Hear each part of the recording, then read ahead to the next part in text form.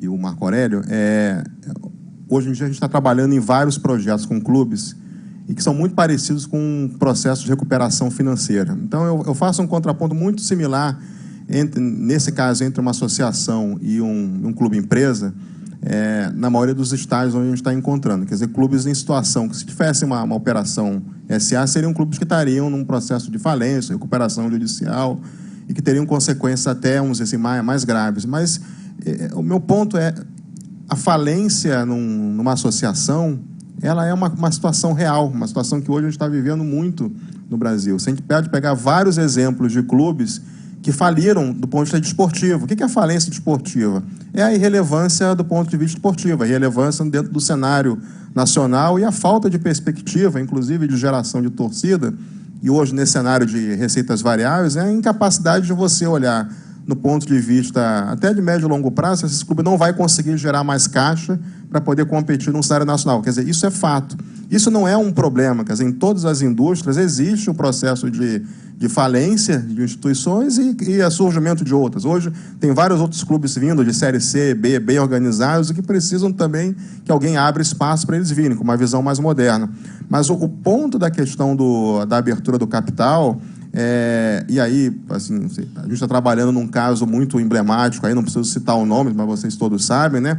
É exatamente nesse caso. Como a gente pode pegar um clube de camisa, um clube de tradição, um clube de história, e como a gente pode preservar os valores assim, mais importantes dessa instituição, como a gente pode garantir que exista uma gestão daquele núcleo original associativo, que possa ser um guardião da marca, um guardião dos valores, um guardião da história, mas, ao mesmo tempo, dar ao investidor a liberdade operacional dentro de certos limites para que ele possa gerir o clube, auferir o seu resultado, o seu lucro e tornar aquela instituição novamente esportivamente relevante, através da injeção de capitais externos, porque organicamente ela não tem mais como competir, talvez, com os pares que estão numa escala muito maior.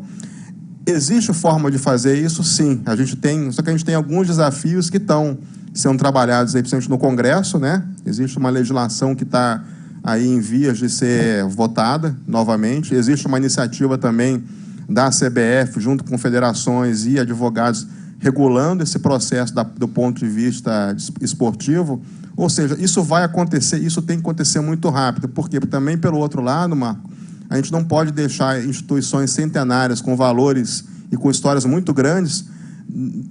Se a gente não fizer nenhuma intervenção, elas vão não desaparecer, elas não vão falir, né? Como se pegar, por exemplo, o Pinheiro já foi um clube de futebol importante no passado. Hoje não é um clube de futebol. Se a gente pegar em São Paulo, teve vários que hoje voltaram a ser clubes só sociais, né? A gente não quer deixar que aconteça isso, não vou nominar, com alguns clubes importantes que hoje estão na Série A, mas que, se você olhar, se não tiver uma ação externa muito importante, 5, 10 anos, não serão mais clubes esportivamente relevantes. E tem potencial de serem resgatados ainda, né? Talvez, se a gente deixar isso rodar por mais alguns anos, nem essas iniciativas, nem esses aportes externos podem resolver. Vou dar um pequeno exemplo, né? O Pacheco falou do Paulo, né? Paulo fez uma injeção importante de capital, não me lembro mais, mas eram valores acima de 100 milhões de reais à época, né? Eu me lembro, no Flamengo, em 13, teve um aporte importante, não foi um investidor, mas o próprio Adidas, naquele momento, estava fechando um contrato de longo prazo, fez uma injeção, aquilo ali ajudou no primeiro momento.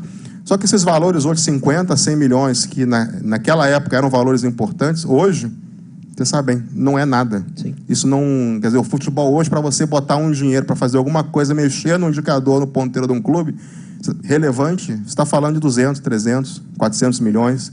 Então, daqui a pouco vai ser um bi, para poder mexer o ponteiro. Então, ou a gente faz esse movimento agora de injeção, de capitalização dos clubes e profissionalização da gestão, ou nem os fundos da médio e longo prazo vão conseguir mais recuperar alguns clubes importantes do Brasil.